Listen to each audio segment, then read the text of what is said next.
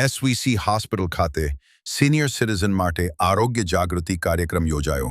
અમદાવાદના SG highway પર Nirma college સામે આવેલી એસવીસી હોસ્પિટલ ખાતે આજે સિનિયર સિટીઝન માટે વિશેષ આરોગ્ય જાગૃતિ કાર્યક્રમનું આયોજન કરવામાં આવ્યું હતું।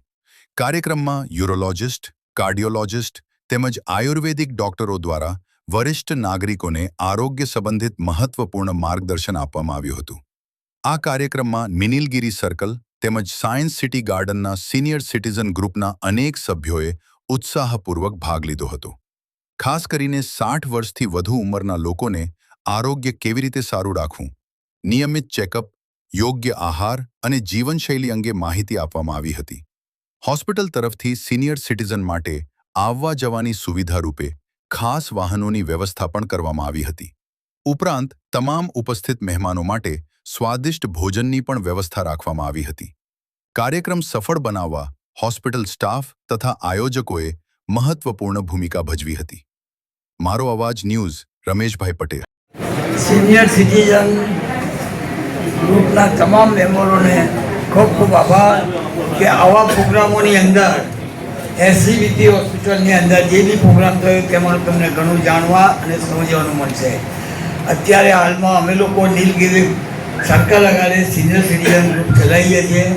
તેના પ્રમુખ શ્રી ડીએન પટેલ તેમજ એ જ ગ્રુપની અંદર હું પોતે રમેશભાઈ પટેલ, પ્રવીણભાઈ પટેલ તેમજ ઘણા સભ્યો સાથે મળી અને ઘણું સારું ગ્રુપ બનાવ્યું છે અને ઘણું સુંદર રીતે ચાલે। અમે બી અવારનવાર ઘણા પ્રોગ્રામો કર્યા અને આજના પ્રોગ્રામની અંદર અમને લોકોને બી જે આમંત્રણ આપ્યું તે બદલ એ ગ્રુપના સીતારામભાઈ પ્રમુખ તેમજ જે પણ છે તે લોકોનો ખૂબ ખૂબ આભાર।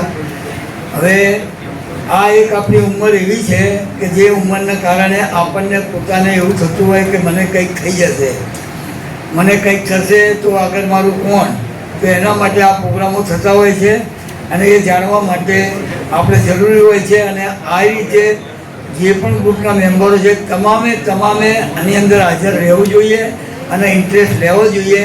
કારણ કે જિંદગી મિત્રતાની દોર બહુ લાંબી છે પણ જિંદગી બહુ ટૂંકી છે। कल खेल में हम हो ना हो गर्दिश में तारे रहेंगे, ना भूलेंगे हम ना भूलेंगे वो, फिर भी हम तुम्हारे रहेंगे। तो एन्जॉय करो जिंदगीની અંદર। આજે મારી ઉંમર બી 80 વર્ષની ચાલે છે અને ભગવાનની દયાથી હું પણ સારી રીતે અત્યારે વર્કઆઉટ કરી રહ્યો છું। મારી યુટ્યુબ ચેનલ પણ ચાલે છે, મારો અવાજ ન્યૂઝ એની અંદર હું રિપોર્ટર તરીકે કામ પણ કરું છું અને આવા સમાચારો અવારનવાર અમે આપતા હોઈએ છીએ। હવે